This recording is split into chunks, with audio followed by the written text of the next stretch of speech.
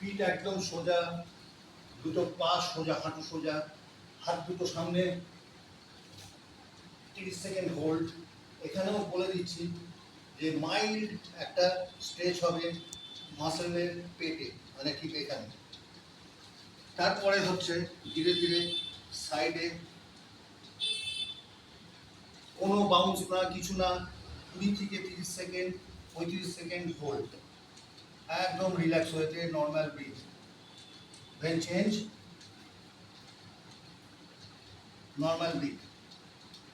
এরপরে যেটা, সেটা এ পায়ের টো সোজা উঠে যাবে, কোনো বাউন্স না, হোল্ড, এটাকে স্ট্যাটিক স্ট্রেচিং বলে। আজকে আমার যেমন এখানে ফ্লোরে ঠেকে যাচ্ছে, সেটা অনেক দিনের অভ্যাসের জন্য।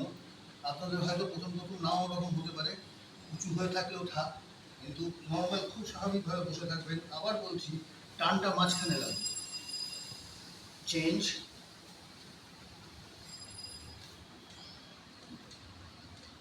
30 থেকে 35 সেকেন্ড হোল্ড, এভাবে 3 থেকে 4 বার। এরপরে ভিডিওর অপেক্ষায় থাকুন, এরপরের দিন।